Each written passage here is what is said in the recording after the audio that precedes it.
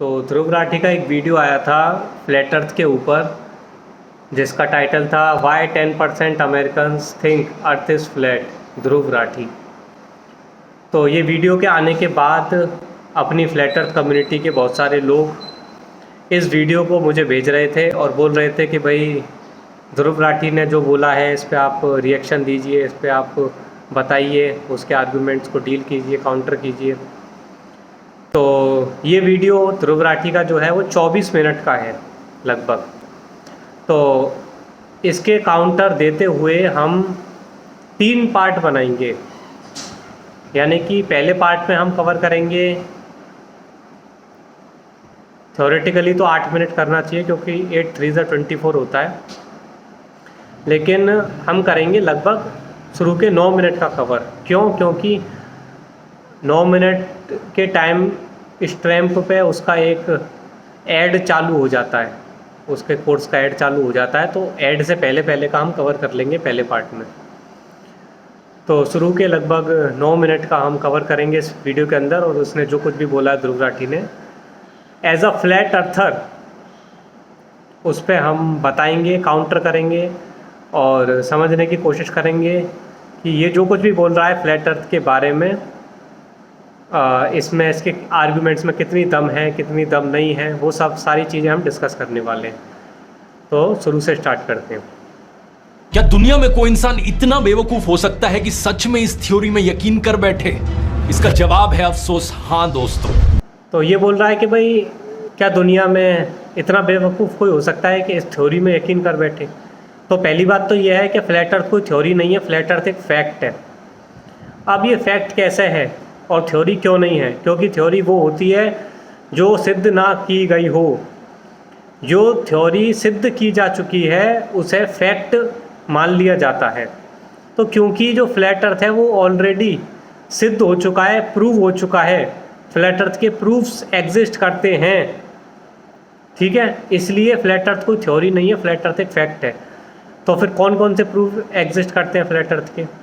तो flat earth के कौन कौन से प्रूफ्स हैं, इसके ऊपर मैंने वैसे तो काफ़ी वीडियोस बना रखे हैं, लेकिन अगर आप इन 3 वीडियोस को भी देख लोगे, ये जो 3 वीडियोस आपको स्क्रीन पर नज़र आ रहे हैं, अगर इन 3 वीडियोस को भी आप देख लोगे तो आपको फ्लैट अर्थ के काफ़ी सारे प्रूफ्स मिल जाएंगे, ठीक है।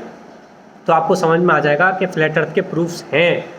तो जब फ्लैट अर्थ के प्रूफ्स हैं तो इसका मतलब फिर वो कोई थ्योरी नहीं है, वो एक फैक्ट है।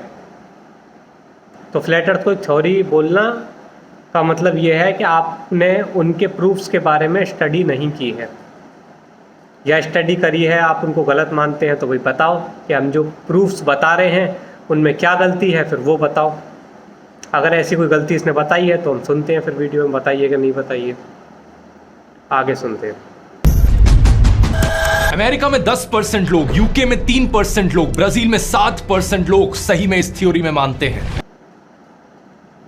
अब ये बोल रहा है कि अमेरिका में इतने परसेंट लोग, ब्राज़ील में इतने परसेंट लोग और यूके में इतने परसेंट लोग इस थ्योरी में मानते हैं। तो मुझे समझ नहीं आता कि ये परसेंट वाले आंकड़े आप क्यों देते हो, ये जो परसेंट है ये क्यों बताते हो? ये आंकड़े सही नहीं होते हैं और ये आंकड़े नहीं दिए जा सकते। भाई प्रॉपरली आप कहाँ से बताओगे कि कितने परसेंट लोग मानते हैं जब तक आप एक एक आदमी से पूछ के नहीं आओगे? तो जब तक आप एक एक आदमी से अमेरिका के अंदर पूछने नहीं गए कि आपकी क्या राय है और उसको डॉक्यूमेंट नहीं करा, और फिर आपने बोल तो दिया कि हम तो पूछने गए थे, लेकिन उस पर कैसा माना जाए, उस पर कैसे यकीन किया जाए और क्यों यकीन किया जाए कि आप सही में पूछने गए थे, कि ऐसी मन से आंकड़ा लिख दिया है 10% का कि 8% का कि 3% का? तो इसलिए इन सब चीज़ों को बोलने का कोई अर्थ नहीं होता है। जिन चीज़ों को जनता वेरीफाई ना कर सके ना, वो चीज़ें आप जनता के सामने मत बोलो।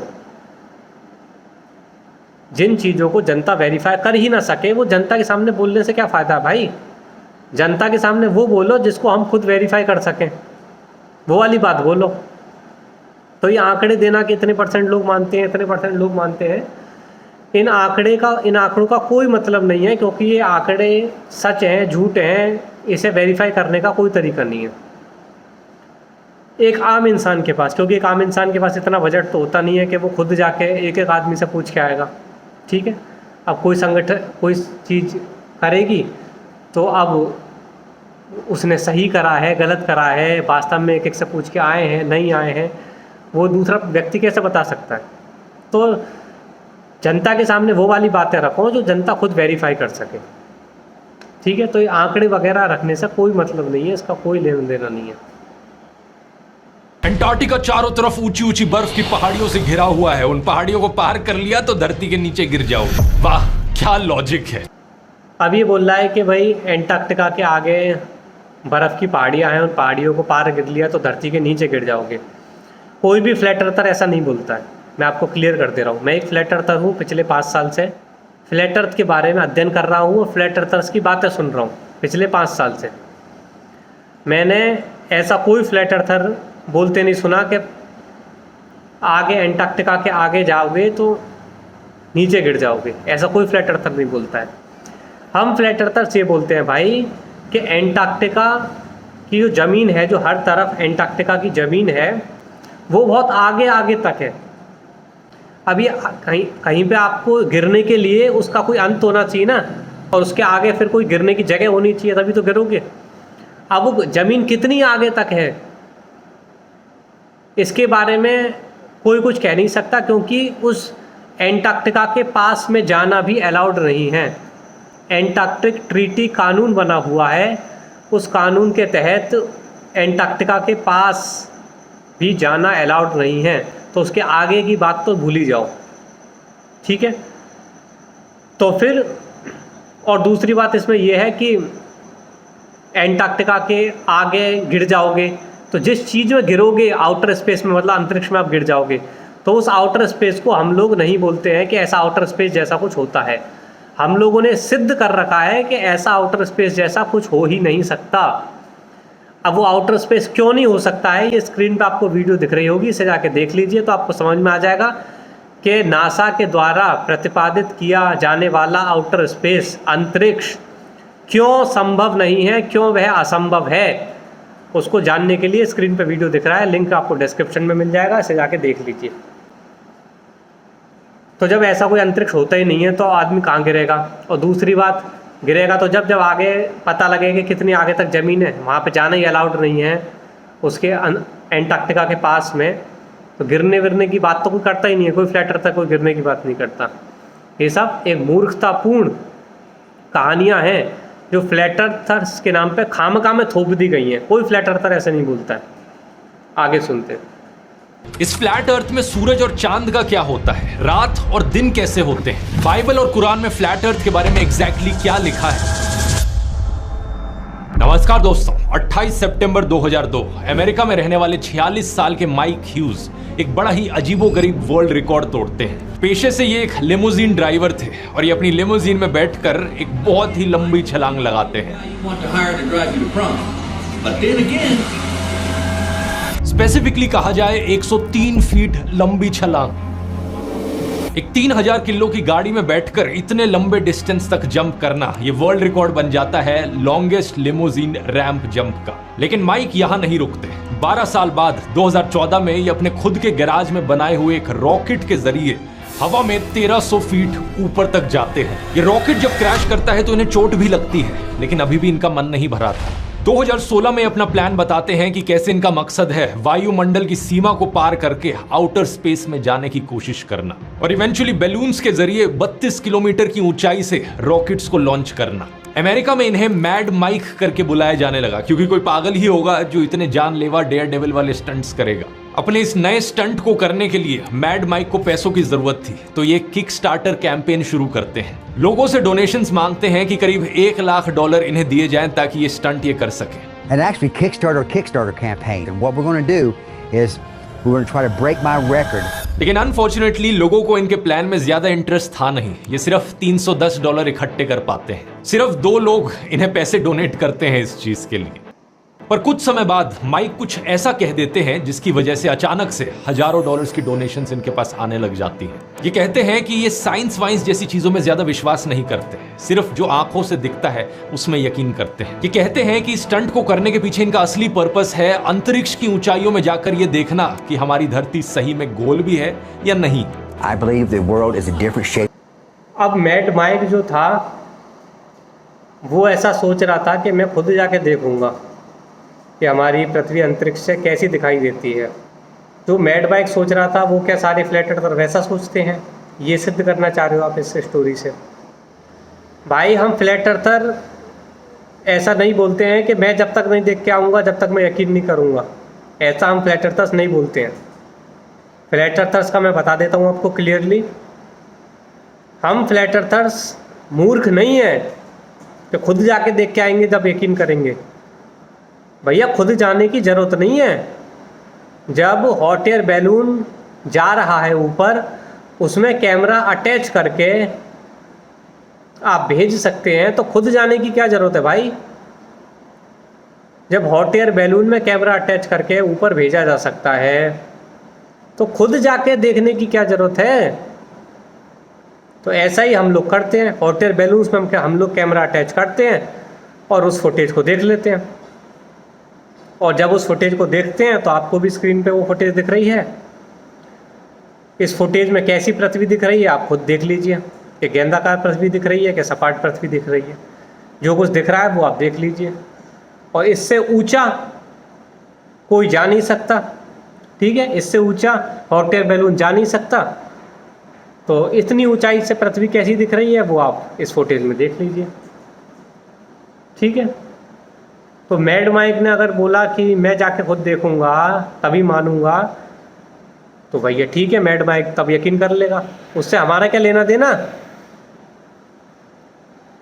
मैड माइक के सोच विचार से हमारा क्या लेना देना भाई?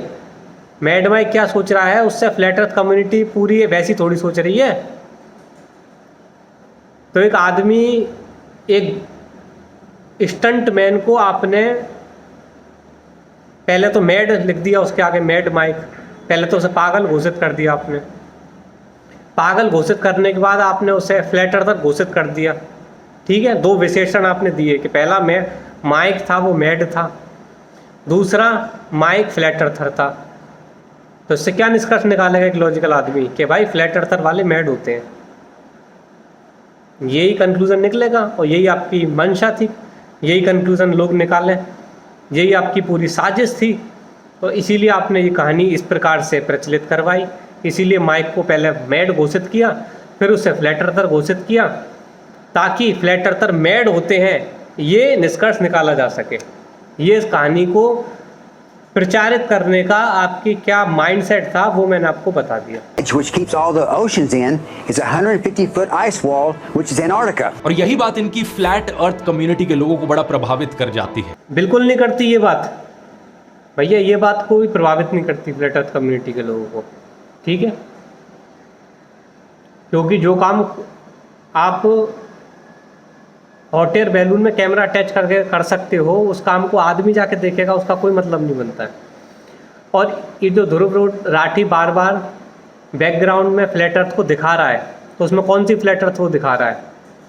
वैसी फ्लैट अर्थ दिखा रहा है जो कोई भी फ्लैट अर्थर क्लेम नहीं करता कि वैसी फ्लैट अर्थ होती है। उस फ्लैट अर्थ को बार बार दिखा रहा है बैकग्राउंड में। अब ये पीछे दिखा रहा है कि हमारी फ्लैट अर्थ ऐसे अंतरिक्ष में टंगी हुई है। अरे भाई फ्लैट अर्थर वाले ये बोलते हैं कि ऐसा आउटर स्पेस अंतरिक्ष जैसा कुछ होता ही नहीं है। पता कर पहले ढंग से जाके कि फ्लैट अर्थर्स बोलते क्या है, फिर वीडियो बनाने आइयो मुंह उठा के। जब फ्लैट अर्थर्स ऐसा आउटर स्पेस जैसी चीज को नकारते हैं तो तू क्यों दिखा रहा है कि अंतरिक्ष में टंगी हुई है फ्लैट अर्थ?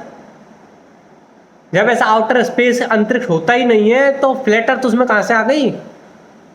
ऐसा कोई फ्लैट अर्थर अंतरिक्ष में टंगी हुई फ्लैट अर्थर को नहीं बताता है, और अगर बताता है तो वो रियल फ्लैट अर्थर नहीं है, वो कंट्रोल्ड अपोजिशन है। फिर देखो, इस बात का जिक्र मैंने अपनी पुस्तक चैप्टो गोला के अंदर भी करा था। ये जो पुस्तक चैप्टो गोला है, इसके अंदर मैंने बताया था चैप्टो गोला क्या क्या नहीं है। ये 6 नंबर का जो चैप्टर है, ये 6 नंबर का चैप्टर है। तो 6 नंबर के चैप्टर में मैंने बताया है कि चैप्टर गोला क्या नहीं है। तो उसमें मैंने बताया है कि आपको अंतरिक्ष में तैरती हुई तस्वीर दिख रही है, ये फ्लैट अर्थ नहीं है। और मैंने बताया है कि अगर ऐसा आप सोच रहे हैं कि भाई ये सूर्य है और बाकी ग्रह तो गोल हैं जैसा बताया जाता है, लेकिन ये पृथ्वी ऐसी तस्तरी की तरह है फ्लैट, और ये ऐसे घूम रही है, तो ऐसा भी नहीं है फ्लैट अर्थ। तो फ्लैट अर्थ क्या क्या नहीं है वो मैंने बताया है, ठीक है। अब फ्लैट अर्थ क्या है, ऐसी नहीं है तो कैसी दिखती है, तो कैसी दिखती है उसका आइडिया आपको लग सके, इसलिए ये स्क्रीन पे आप फोटो देख लीजिए, इससे आपको एक आइडिया लग जाएगा कि फ्लैट अर्थ कैसी दिखती है, ठीक है। ऐसा अंतरिक्ष वगैरह हम कोई नहीं दिखाते हैं, क्योंकि ऐसा अंतरिक्ष जैसा कुछ नहीं होता है। चलिए आगे सुनते हैं। माइक सीधा बोल देते हैं कि वो तो फ्लैट अर्थ में विश्वास करते हैं। Now, yesterday, the sun and the moon was in the sky here at the same time, which is not possible, in my belief, on a globe. I don't believe anyone can convince me the world is round because they have no proof. ये सुनकर आप सवाल करोगे दोस्तों, क्या सच में इतने बेवकूफ लोग दुनिया में मौजूद हैं जिन्हें सही में लगता है कि हमारी धरती गोल नहीं है? इसका जवाब है अफसोस हाँ। And the earth is Flat. अब इसने जो फ्लैट अर्थ को मानने वाले लोग हैं या जो लोग बोलते हैं, अब वो फ्लैट अर्थ को मानते हैं, जानते हैं फ्लैट अर्थ, उसमें तो दोनों तरह के आ जाएंगे ना, कि जो फ्लैट अर्थ को मानते हैं वो भी आ जाएंगे, और जो फ्लैट अर्थ जो जानते हैं कि अर्थ फ्लैट है वो भी आ जाएंगे। तो कुल मिला के हमें, अगर मैं बोलूँ कि जो लोग बोलते हैं कि अर्थ फ्लैट है, उनको इसने, यानी कि जो फ्लैट अर्थर्स हैं, उनको इसने स्टूपिड बोल दिया, ठीक है। तो कोई रीज़न भी दिया होगा मेरे हिसाब से कि भाई स्टूपिड क्यों है फ्लैट अर्थर्स। अगर कोई रीज़न दिया है तो सुनते हैं क्या रीज़न दिया है, और नहीं दिया अगर इसने रीज़न, तो जैसे इसने बेमतलब में, यानी कि बिना रीज़न दिए फ्लैट अर्थर्स को स्टूपिड बोला है, वैसे मैं भी, मेरा भी पूर्ण अधिकार बनता है कि मैं भी इसको मूर्ख बोलूं, और मैं तो रीज़न दे के मूर्ख बोलूँगा, मैं बिना मतलब के मूर्ख नहीं बोलूँगा, मैं रीज़न दूंगा कि मूर्ख क्यों है और फिर बोलूँगा इसको मूर्ख, ठीक है। सुनते हैं। Flat. the earth is flat. My reality, my senses tell me that the earth is flat and stationary. Their Earth is indisputably not round. 2021 में किए गए इस सर्वे को देखिए। अमेरिका में करीब 10% पॉपुलेशन ऐसी है जो सही में मानती है कि earth is flat not round. इसमें आप फिर सर्वे पे आ गया, ये उनके द्वारा दिए गए सर्वे, उनके द्वारा बताए गए न्यूज़, उनके द्वारा बताए गए science, so called science, so called news, उस पर आ जाता है। फलाने ने सर्वे किया था, भाई तूने क्या किया, तू अपना बता ना। जो सर्वे किया वो तू वेरीफाई तो कर नहीं सकता कि वो सही किया गलत किया, वो तू कैसे वेरीफाई कर देगा सर्वे को। कल को मैं सर्वे करके आ जाऊं, ठीक है, और मैं बोल दूं कि भाई मैं सर्वे करके आया हूं कि 100 में से 30 लोग चपटी धरती में मानते हैं। अब मैं सही बोल रहा हूँ, मैंने सही सर्वे किया गलत किया, उसका तू कहाँ से बताएगा? तो दूसरे के सर्वे को तू एज अ प्रमाण क्यों ले रहा है? वो लोग तो ये भी बोल रहे हैं कि पृथ्वी गेंदाकार है, फिर मान के बैठ जाओ। फिर तो उनकी बात उन्हीं की बात अगर माननी है तो उनका सर्वे भी क्यों सुन रहे हो? उनकी बात पहले ही मान लो कि भाई पृथ्वी गेंदाकार है, चुपचाप बैठ जाओ फिर घर पे। भाई उन्हीं की बात नहीं माननी ना, उन्हीं की बात पे तो हमें प्रश्न चिन्ह खड़े करने हैं कि जो बताया जा रहा है इसको वेरीफाई करने का कोई तरीका है क्या? अगर तरीका है तो उसे वेरीफाई करके देखते हैं, अगर तरीका नहीं है उसे वेरीफाई करने का तो उसे मत बोल, उसे नहीं बोलना चाहिए। जो चीज़ को मैं वेरीफाई कर ही नहीं सकता उसे मुझे क्यों सुना रहा है? वो सही है गलत है जब मैं पता ही नहीं कर सकता उसके बारे में, तो उसका वो तो कोई प्रूफ होता नहीं है, वो तो कोई प्रूफ होता नहीं है, तो उसे मुझे मत बता। फिर तू फिर से सर्वे पे आ गया। अलग अलग एजेस का ब्रेकडाउन देखेंगे तो जो नई जनरेशन है, जेन ज़ी और मिलेनियल्स, वो और भी ज्यादा इसमें यकीन करते हैं। लेकिन ये कंस्पिरेसी सिर्फ अमेरिका तक सीमित नहीं है। यूके में करीब 3% लोग इसमें मानते हैं कि अर्थ फ्लैट है। अच्छा, ध्रुव राठी की जो दुकान है वो ऐसे सर्वे दिखा दिखा कर ही चलती है, ऐसे डाटा दिखा दिखा कर ही चलती है इसकी दुकान। ये लोग सुनते ही इसको इसीलिए है कि भाई ध्रुव राठी जब वीडियोस बनाता है तो बहुत सारे डाटा के साथ वीडियोस बनाता है, बहुत सारे फैक्ट्स के साथ वीडियो बनाता है भाई, ये इसके डाटा को फैक्ट्स बोलते हैं। अरे भाई ध्रुव राठी कोई ऐसी हवाई फायर नहीं करता, बाकायदा सर्वे दिखाता है, स्टडीज़ दिखाता है। अरे भाई साहब पूरा एस्टेब्लिश्ड डॉक्यूमेंट्स दिखाता है, जबकि उनको ये नहीं मालूम कि भाई ये सर्वे कोई फैक्ट नहीं होता, सर्वे कुछ नहीं होता। फलानी यूनिवर्सिटी ने सर्वे किया, कमाल है। अब ये क्या प्रूफ हो गया क्या? फलानी यूनिवर्सिटी जिस यूनिवर्सिटी ने सर्वे किया है, ये वही यूनिवर्सिटी अपनी किताब के अंदर ये पढ़ा रही है कि पृथ्वी गेंदाकार है। तो भाई हम तो नहीं मान रहे ना उसे, उसी पे तो क्वेश्चन उठा रहे हैं ना हम। जब हम उसी पे क्वेश्चन उठा रहे हैं तो तू उसका सर्वे क्यों दिखा रहा है? अपना एक कोई कॉन्सेप्ट बताना कि ये कॉन्सेप्ट मेरे पास है, ये कॉन्सेप्ट कोई भी समझ सकता है। इसको समझने के लिए इसको कुछ अंधविश्वास करने की ज़रूरत नहीं है किसी पे भाई, क्योंकि सर्वे का रिजल्ट को मानने के लिए आपको यूनिवर्सिटी पे अंधविश्वास करना पड़ेगा, या जिस भी संस्था ने उस सर्वे को पब्लिश करा है उस संस्था पर आपको अंधविश्वास करना पड़ेगा कि भाई ये संस्था झूठ नहीं बोलती है, ऐसा आपको अंधविश्वास करना पड़ेगा, तभी आप उसके सर्वे के रिजल्ट को सही मानोगे। भाई हम फ्लैट अर्थर्स किसी पर अंधविश्वास नहीं करते हैं भाई, हम किसी पर अंधविश्वास नहीं करते हैं। तो जब हम अंधविश्वास नहीं करते हैं तो तुम्हारे सर्वे के रिजल्ट क्यों ला रहे हो यहाँ पर? कॉन्सेप्ट बताना, क्या कॉन्सेप्ट है, कोई प्रूफ दे जिसमें अंधविश्वास करने की ज़रूरत ना पड़े। ऐसा प्रूफ दे ना कोई ग्लोब अर्थ का, या बता के फ्लैट अर्थ क्यों नहीं है, इसका कोई बता कारण।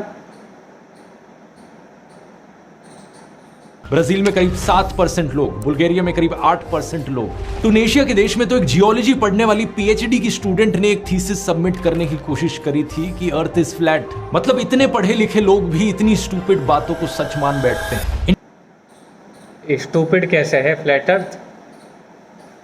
किसी भी गेंदाकार पृथ्वी वाले से, इस ध्रुव राठी को मैं ओपन चैलेंज दे रहा हूँ इस वीडियो के माध्यम से, अगर ध्रुव राठी तेरा चैनल को मैं टैग करूँगा इस वीडियो में, ठीक है, नोटिफिकेशन तेरे पे पहुंच जाएगा और तुझे पता लग जाएगा कि मैं तुझे चैलेंज दे रहा हूँ। अगर ध्रुव राठी तू अपने आप को होशियार समझता है तो हमसे डिबेट करने आ जा। अब तुझे लगता है कि हाँ मेरे चैनल पे नहीं आ सकता, किसी तीसरे चैनल पर आ जा, किसी न्यूट्रल प्लेटफॉर्म पर आ जा डिबेट करने। ध्रुव राठी का कोई चेला आ जाए डिबेट करने, हवा निकल जाएगी। जिस फ्लैट अर्थ को स्टूपिड कह रहे हो ना, उस फ्लैट अर्थर के सामने डिबेट करने में हवा निकल जाएगी, लेकिन उस फ्लैट अर्थर से डिबेट नहीं कर पाओगे जिस फ्लैट अर्थर को आप स्टूपिड बोल रहे हो। ठीक है, तो आगे सुनते हैं इसे। इनफैक्ट ज्यादातर लोग जो इस चीज में मानते हैं, ऐसा नहीं कि वो अनपढ़ लोग हैं, उन्हें पढ़ना लिखना आता है, वो एजुकेटेड भी हैं, यूट्यूब पर वीडियोस भी देखते हैं और अपनी बिलीफ्स को लेकर आर्ग्यू भी करते हैं, लेकिन फिर भी किसी ना किसी कारण की वजह से वो इतने सिंपल फैक्ट को झूठ मान बैठे हैं। सिंपल फैक्ट कैसे है? प्रूफ देना कि पृथ्वी गेंदाकार है, ये कैसे एक फैक्ट है, वो सबूत दे, बता। आज के वीडियो में आइए दोस्तों इस फ्लैट अर्थ थ्योरी को गहराई से समझते हैं। इन लोगों की राय में आखिर धरती दिखती कैसी है, कुछ फेमस सवाल इस थ्योरी से रिलेटेड, क्या बाइबल या कुरान में ऐसा कुछ लिखा गया है, और आखिर क्या कारण है कि लोग ऐसी बेवकूफी भरी थ्योरी में यकीन कर बैठते हैं।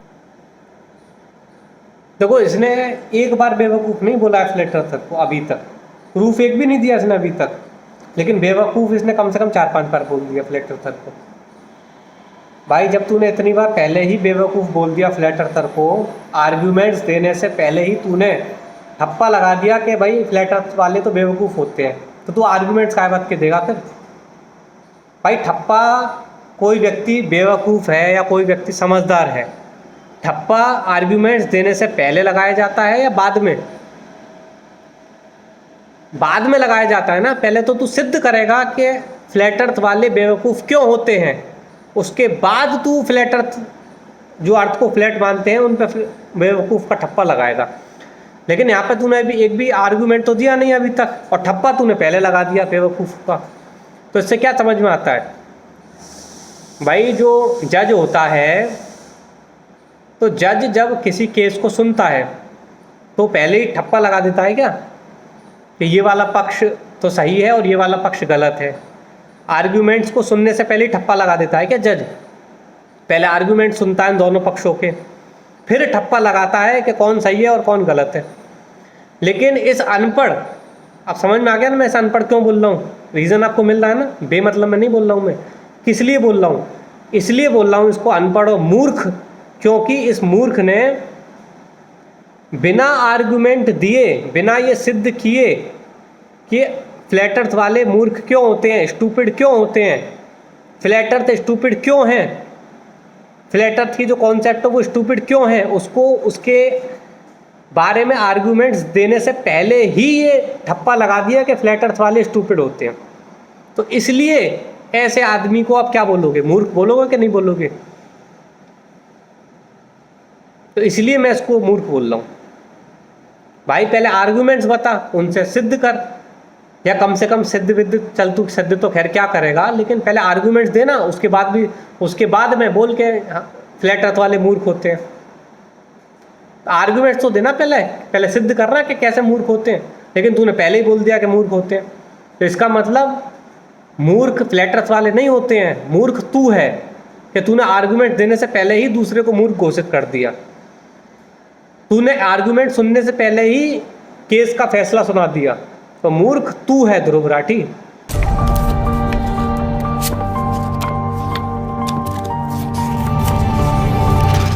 अब देखो इसने फिर से ये जो स्क्रीन पर दिखा रहा है फ्लैट अर्थ की जो भी जितनी भी इसने पिक्चर्स अभी तक दिखाई हैं, पिक्चर तो ना नहीं बोल सकते, इमेजेस, क्योंकि इमेज क्या होता है और पिक्चर क्या होता है इसमें भी टेक्निकल डिफरेंस होता है। अगर आपको जानना है तो ये वीडियो मैंने बना रखा है, इसका लिंक डिस्क्रिप्शन में मिल जाएगा, आप जाके समझ सकते हैं कि इमेज और पिक्चर में क्या अंतर होता है। लेकिन जितनी भी इमेजेस इसने दिखाई हैं फ्लैट अर्थ की, वो सारी इमेजेस इसने कैसी दिखाई हैं कि अंतरिक्ष में फ्लैट अर्थ तैर रही है, जबकि कोई भी फ्लैट अर्थर नहीं बोलता है, कोई भी वास्तविक फ्लैट अर्थर ऐसा दावा नहीं करता है कि हमारी फ्लैट अर्थ अंतरिक्ष में तैर रही है। लेकिन इसने सारी जो इमेजेस दिखा रहा है फ्लैट अर्थ की, वो अंतरिक्ष वाली दिखा रहा है। तो मुझे लगता है इसने फ्लैट अर्थ को ढंग से स्टडी नहीं करा है, तभी ये इसी प्रकार के मूर्खतापूर्ण ऐसी फ्लैट अर्थ की इमेजेस दिखा रहा है जो फ्लैट अर्थ वाले जिसको खुद स्वीकार नहीं करते हैं।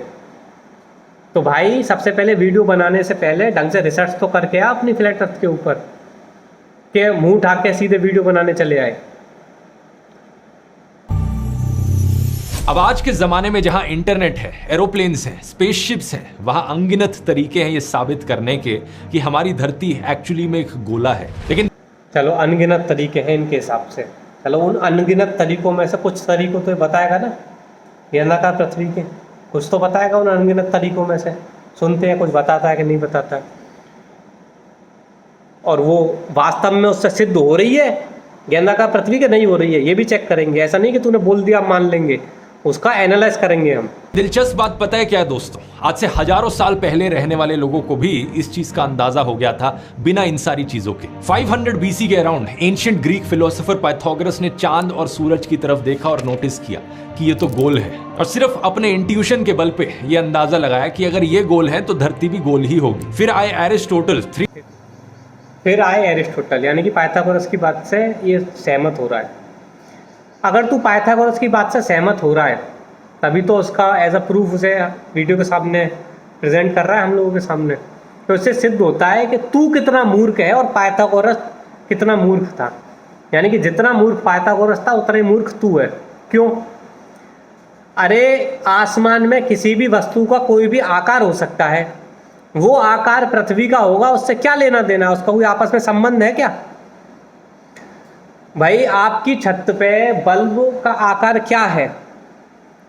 क्या वही आकार उसका होगा जो आप जिस पृथ्वी के ऊपर, जिस फर्श के ऊपर आप खड़े हुए हैं, आपके कमरे का जो फर्श है उसका आकार भी वही होगा क्या जो आपके छत में जो बल्ब लगा हुआ है उसका आकार है? इसका कोई लॉजिक बनता है क्या? तो ये कौन सा लॉजिक है कि आसमान में मुझे कुछ नज़र आ रहा है, उसका जो आकार होगा और मेरे पैरों के नीचे जो पृथ्वी है जिस पर मैं खड़ा हुआ हूँ उसका आकार भी वही होगा? इसमें कोई लॉजिक है ही नहीं। अरे भाई आसमान में किसी भी वस्तु का कोई भी आकार हो सकता है और जिस पृथ्वी पर मैं खड़ा हुआ हूँ उसका कुछ भी और आकार हो सकता है। उन दोनों के आकार का आपस में क्या लेना देना?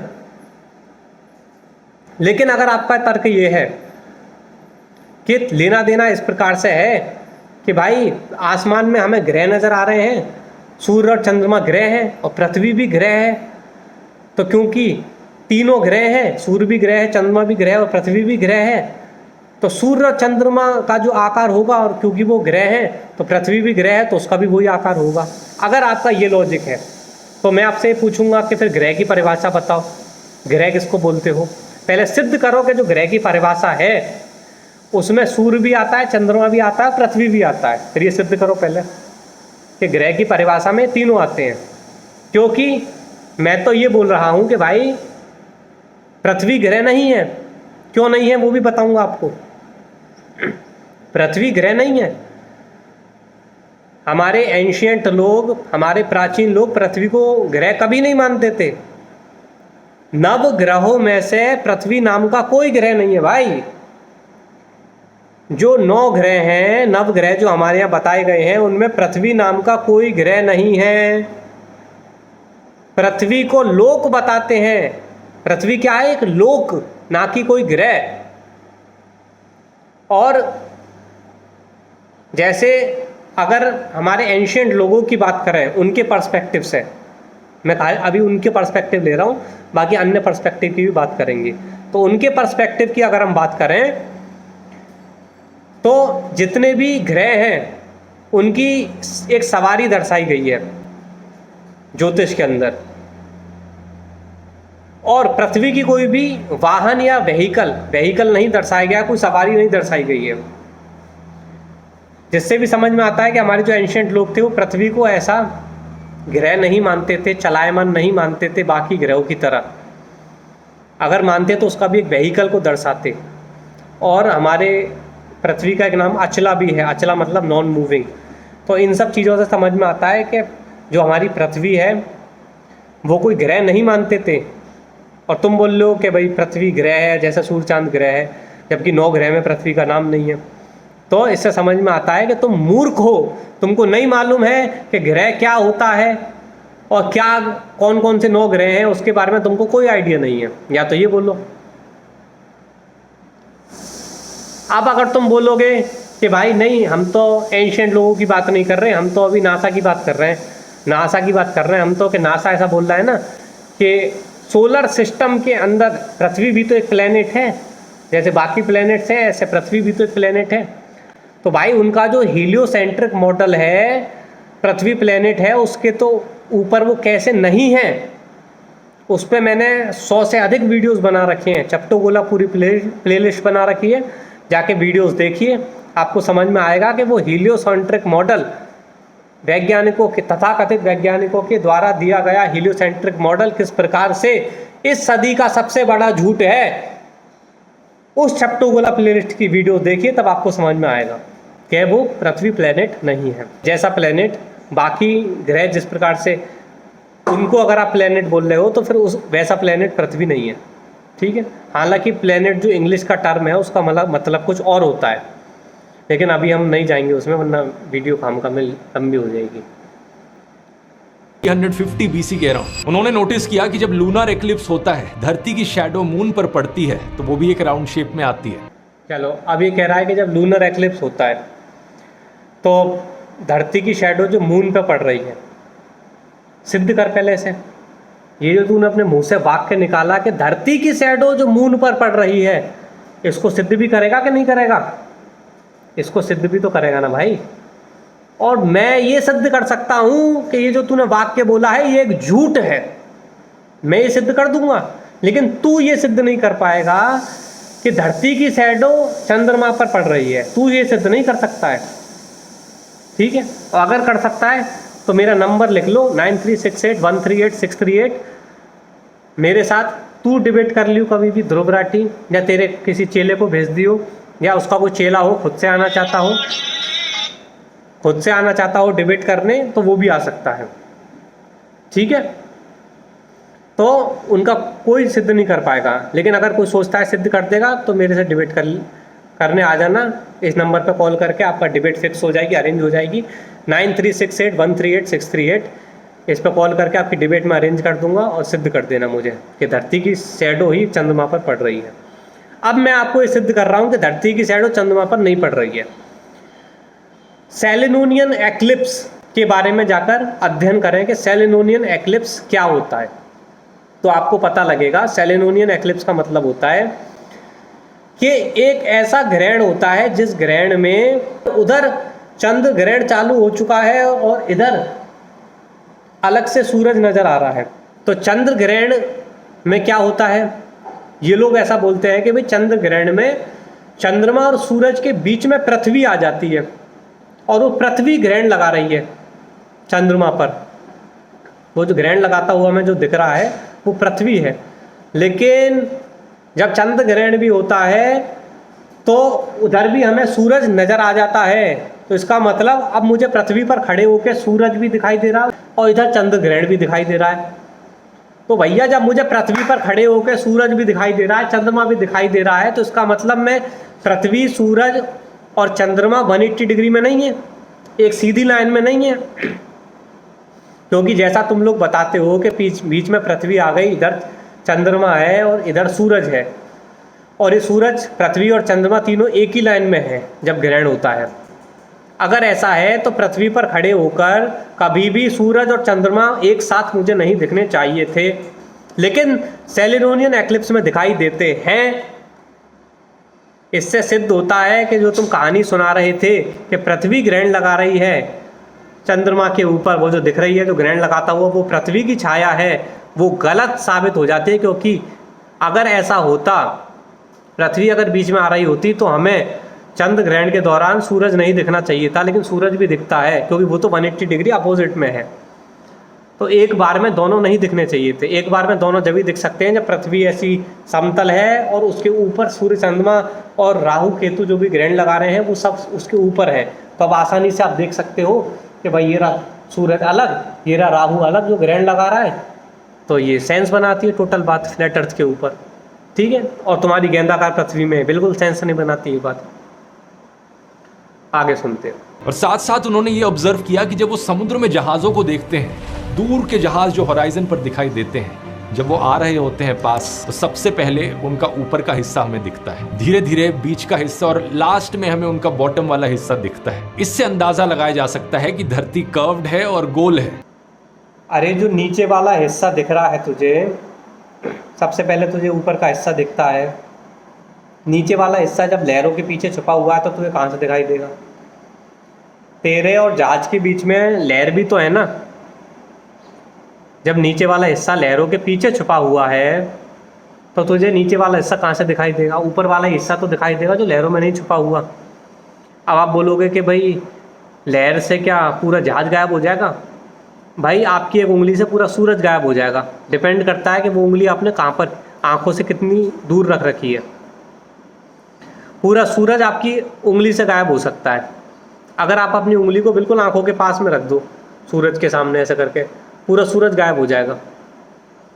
और उंगली को दूर रखोगे तो सूरज गायब नहीं होगा। उसी प्रकार से जो जहाज होता है, जब हम देख रहे होते हैं गायब होता हुआ, तो उस समय वो बहुत दूर होता है, बहुत दूर होता है हमसे। तो वो वैसे ही बहुत छोटा होता है जहाज। तो जब वो वैसे ही बहुत छोटा हमारी आंखों के लिए होता है, तो छोटी सी लहर भी आगे जो बीच में जो छोटी सी लहर है वो भी काफ़ी हिस्से को गायब कर देती है। जहाज के नीचे वाले हिस्से को पूरे गायब कर देती है छोटी सी लहर भी। क्योंकि जो पास वाली लहर है वो शिप ही बहुत छोटा सा था जब हमसे दूर चला गया था वो, तो उसने छोटी सी लहर ने पूरी शिप गायब कर दी। ये इसे पर्सपेक्टिव का खेल बोलते हैं, इसे पर्सपेक्टिव बोलते हैं।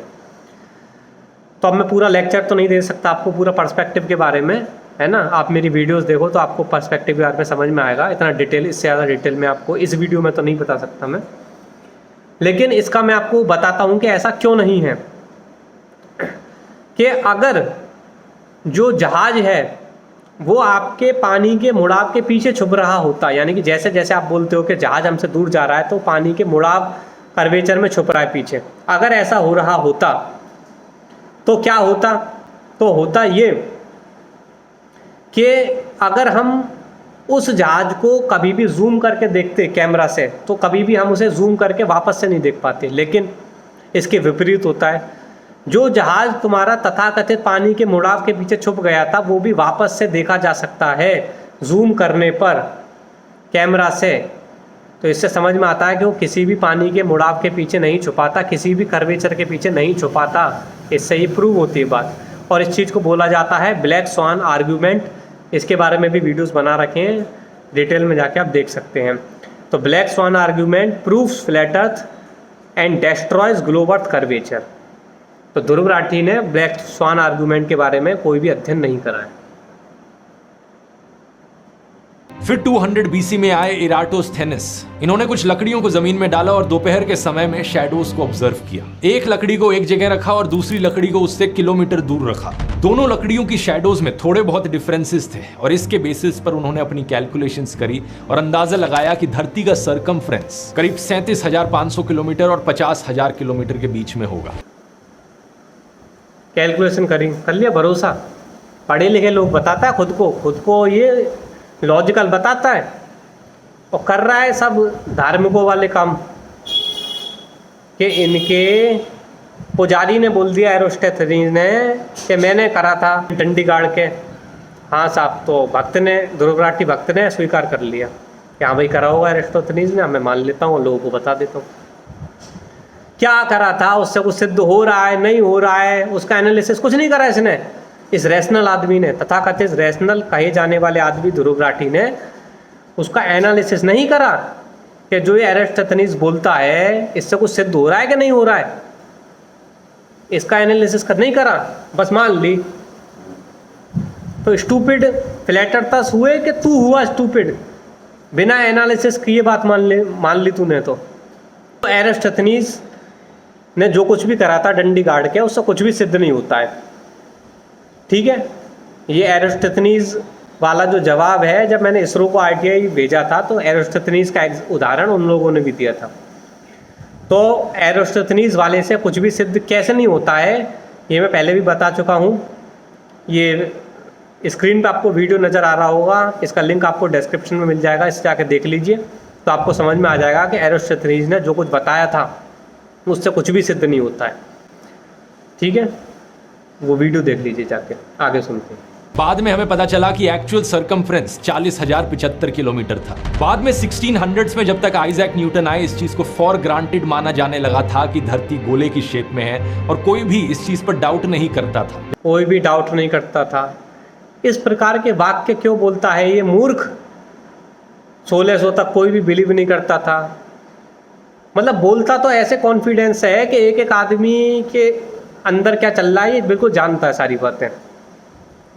ऐसे बोलता है कि 1600 तक तो सब लोग यही मानते थे कि 1600 में ये बिल्कुल जैसे इसकी उम्र 1000 साल की है, 1600 में भी जिंदा था। क्यों बोलता है इस तरीके के स्टेटमेंट्स? अभी तू वीडियो बना रहा है, तेरे पीठ पीछे कौन क्या बात कर रहा है, तेरा दोस्त तेरे बारे में, वो तो तुझे पता नहीं है। 1600 सन में लोग ये बोलते थे, ऐसा मानते थे, उसके बारे में तू बकवास कर रहा है। अभी प्रेजेंट में दूसरे कमरे में, जिस कमरे में तू वीडियो बना रहा है और दूसरा कमरा जो है उस कमरे में तेरे बारे में क्या बात चल रही है वो तुझे नहीं मालूम, लेकिन 1600 सन में लोग ऐसा बोलते थे वो तुझे पता है। क्यों करता है ऐसी बकवास? रियलिटी में जी ना, रियलिटी में जी कभी। ऐसे गपोड़े वाली बातें क्यों करता है भाई? लेकिन 1865 में फिर आता है एक महान आदमी सैमुअल रोबॉटम नाम से, जो लिखता है ये महान किताब zetetic astronomy, earth not a globe. इस किताब को एक क्लासिक माना जाता है आज की फ्लैट अर्थ कम्युनिटी के द्वारा। बिल्कुल नहीं माना जाता।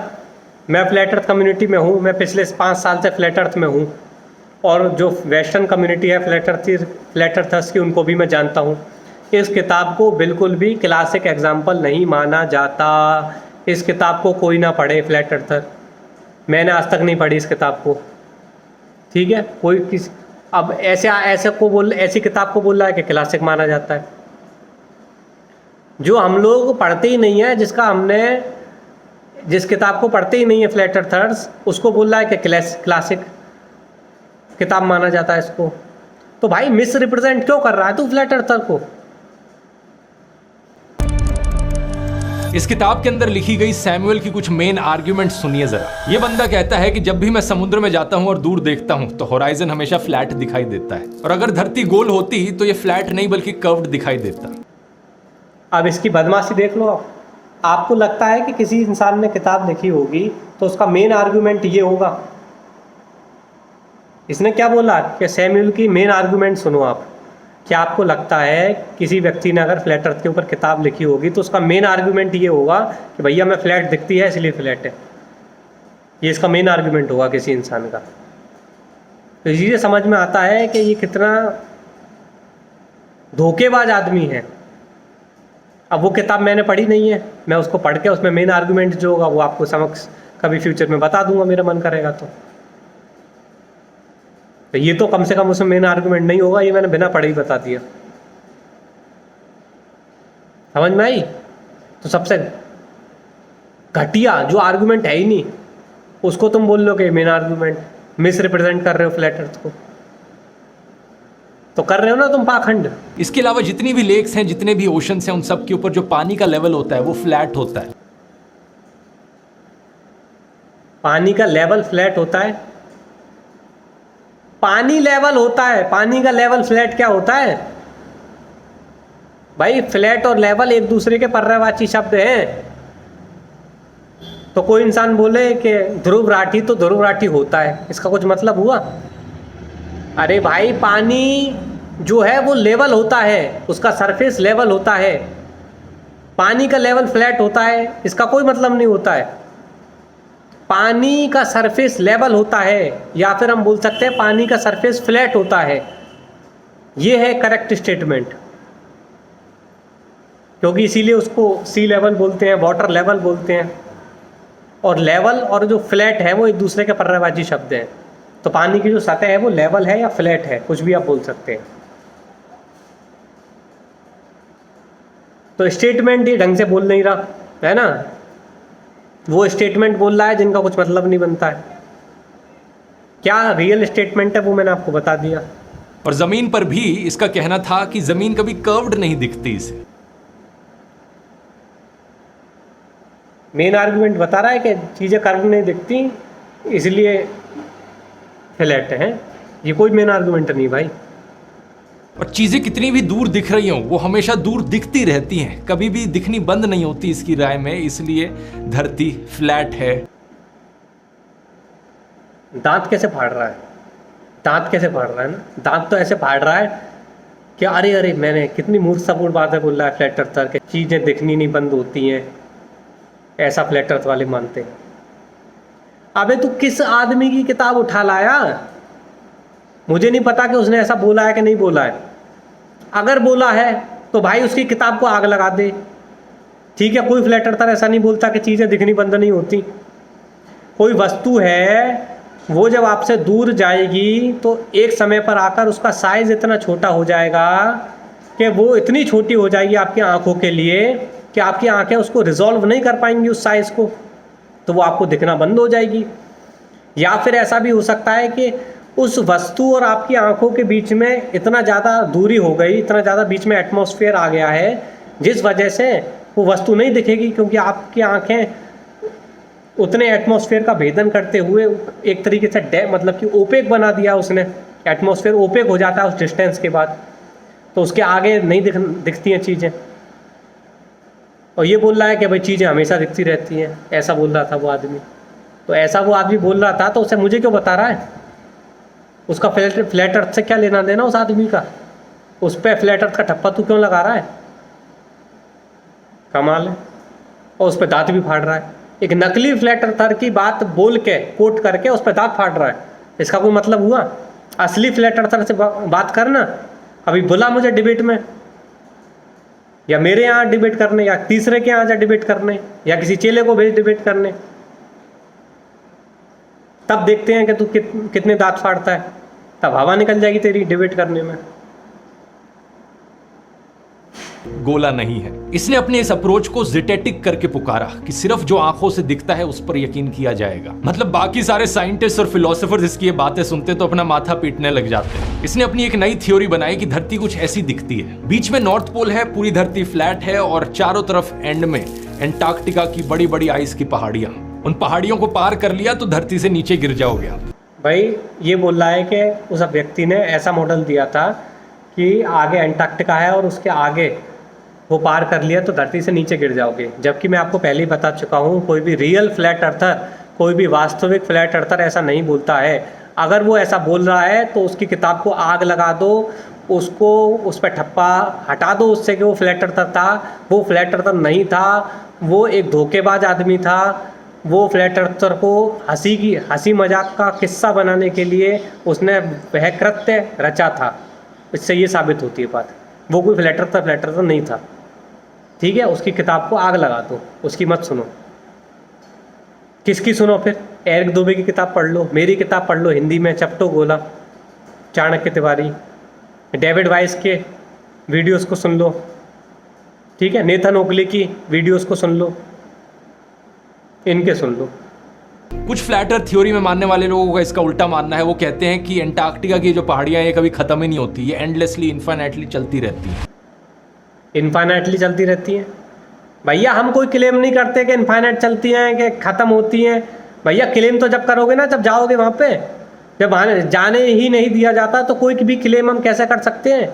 तो हम फ्लैट अर्थर्स कोई भी ऐसा क्लेम नहीं करते हैं जो हमने किया ही नहीं है, जो कि मनगढ़ंत कुछ भी कहानी बना देंगे आगे जाके वो हो गया कि ये हो गया। भाई आगे जाके क्या होगा वो तो तुम एंटार्क्टिक ट्रीटी का जो कानून है उसको हटाओ, उसको रद्द करो, और फिर जहाज लेके लोग जाएंगे और देखेंगे कि आगे क्या है। तब पता लगेगी बात कि आगे कितनी आगे तक क्या है। वो सब तो जब जाएंगे लोग जहाज लेके तब समझ में आएगी ना। अब तुम जाने ही नहीं दोगे तो कहाँ से पता लगेगी कि आगे क्या है? तो आगे क्या है उस बारे में हम कोई क्लेम नहीं कर रहे हैं। इस फ्लैट अर्थ में सूरज और चांद का क्या होता है, रात और दिन कैसे होते हैं, इसको लेकर भी एक बड़ा इंटरेस्टिंग मॉडल प्रपोज किया गया है इन लोगों के द्वारा। ये देखिए, इनके हिसाब से सूरज और चांद सर्कुलर पाथ में गोल गोल घूमते रहते हैं। फिर से एक ऐसी पृथ्वी दिखा रहा है कि अंतरिक्ष में उड़ती हुई। ठीक है, ऐसी पृथ्वी में कोई भी रियल फ्लैट अर्थर नहीं मानता है। कैसी पृथ्वी मानता है? स्क्रीन पे आप फोटो देख लीजिए, ऐसी मानता है के ऊपर, और उनकी रोशनी एक स्पॉटलाइट की तरह पड़ती है एक एरिया पर। अमेरिका में फ्लैट अर्थ कम्युनिटी के द्वारा ये जो रिसेंट मॉडल प्रपोज किया गया है, इसके अनुसार सन और मून सिर्फ 50 किलोमीटर के डायमीटर में और धरती के ऊपर करीब 5500 किलोमीटर की हाइट पर सर्कल करते हैं। सन और मून का क्या डायमीटर है और उनकी पृथ्वी से क्या दूरी है, इस बारे में हम कोई भी क्लेम नहीं करते हैं। हम कोई क्लेम नहीं करते हैं। कोई अगर ऐसा क्लेम कर रहा है तो उससे जाके पूछो। कोई भी फ्लैट अर्थर, रियल फ्लैट अर्थर ऐसा कोई क्लेम नहीं करता है। हमारा सीधा सा क्लेम ये है कि भैया अर्थ फ्लैट है और उसके क्या प्रूफ्स हैं वो बता रखे हैं। ग्लोब क्यों नहीं है वो भी बता रखा है। सन कितना बड़ा है, किस मटेरियल का बना है, कैसे जल रहा है, कितना ऊंचा है, इस बारे में हम कोई क्लेम नहीं करते हैं। समझ में आई बात? बस एक क्लेम करते हैं कि वो आउटर स्पेस में नहीं है। यानी कि नासा का जो क्लेम है वो गलत कैसे है ये हम बताते हैं, इसके प्रूफ देते हैं। अपना हम कोई क्लेम नहीं करते हैं सूरज के बारे में कि सूरज कितनी दूर है, कि कितना बड़ा है। समझ में आई बात? लेकिन असलियत में जैसा हम जानते हैं, सन करीब 150 मिलियन किलोमीटर दूर है धरती से। असलियत में हम जानते कहाँ से? तू मानता है ये बात? 150 मिलियन दूर है किलोमीटर, ये तू जानता कहाँ पर है? वैज्ञानिकों ने, नासा ने तुझे बता दिया है और तू रट्टू तोते की तरह यहाँ पर पकने आ गया कि 150 मिलियन का आंकड़ा। तू कहाँ से जानता है? तू कुछ नहीं जानता। तू सिर्फ ऐसा मानता है, जानता नहीं है, मानता है। सही शब्दों का चुनाव करा जाए। और मून करीब 4 लाख किलोमीटर दूर है धरती से। इस फ्लैट अर्थ में सन और मून के पाथ कुछ ऐसे दिखाए गए हैं जिसकी वजह से समर और विंटर होती है। मार्क सर्जेंट, जो कि आज के जमाने के ऑलमोस्ट राजा हैं इस फ्लैट अर्थ कम्युनिटी के। मार्क सर्जेंट को कोई भी राजा नहीं मानता। भाई कहाँ से फ्लैट अर्थ पढ़ के आ गया ये? मुझे ही कॉल लगा लेता, मैं ही तुझे बता देता कि फ्लैट अर्थ का वास्तविक स्वरूप कौन है, कौन किसको तू राजा मान सकता है, किसको नहीं मान सकता है। वेस्टर्न कम्युनिटी में भी अगर तुझे पता करना है कि कौन है रियल फ्लैट अर्थर्स, तो कुछ नाम मैंने बता दिए हैं। नेथन ओकली, डेविड वाइस, ठीक है, एरिक दुबे, इनकी वीडियोस देख, तब समझ में आएगा। और इंडियन जगत में पता करना है तो चपटो गोला प्लेलिस्ट को देख। इनके अनुसार सनलाइट जो होती है वो गर्म होती है और मूनलाइट जो होती है वो ठंडी होती है। ऐसा होने के पीछे जो प्रूफ बताया जाता है इनके द्वारा वो भी बड़ा इंटरेस्टिंग है। ये कहते हैं दिन के समय में घर के अंदर टेम्परेचर देखो और घर के बाहर टेम्परेचर देखो, धूप में खड़े होकर कितना होता है, गर्म हो जाता है। लेकिन रात के समय में यही चीज करोगे, घर के अंदर टेम्परेचर देखोगे और घर के बाहर टेम्परेचर देखोगे, जब चांद निकला हुआ है तो बाहर का टेम्परेचर ठंडा दिखता है। वाह क्या लॉजिक है, वाह क्या लॉजिक है। मुंह से बकने से हो गया खत्म, हो गया रिबटल। तूने मुंह से बक दिया कि वाह क्या लॉजिक है। इससे क्या जो लॉजिक उसने दिया था वो लॉजिक रिबटल कर दिया तूने, उसका आर्गुमेंट तूने क्रॉस कर दिया क्या, ऐसा मुंह से बकने से।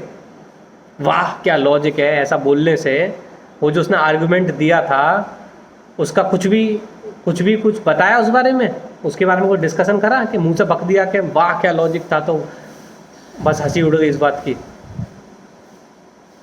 तो इससे समझ में आता है कि तू कितना मूर्ख आदमी है भाई। जो लॉजिक उसने बताया है उसको काउंटर करना कि मुंह से बकने से कि वाह क्या लॉजिक है, इससे क्या हो जाएगा, कुछ नहीं। तो इस प्रकार का जो सिमिलर एक्सपेरिमेंट है उसका मेंशन मैंने अपनी पुस्तक चपटू गोला के अंदर भी किया है। ठीक है, ये मैंने कौन से चैप्टर में किया है ये आपको बता देता हूँ। ये चैप्टर नंबर 9, क्या चंद्रमा सूर्य के प्रकाश को ही पृथ्वी पर रिफ्लेक्ट करता है। इसमें मैंने एक सिमिलर टाइप के एक्टिविटी को, जिससे आप पता कर सकते हैं थर्मामीटर के साथ, उसका वर्णन किया है। अब डिटेल में उस एक्टिविटी को मैं नहीं बताने वाला हूँ वरना वीडियो बहुत ज़्यादा लंबी हो जाएगी।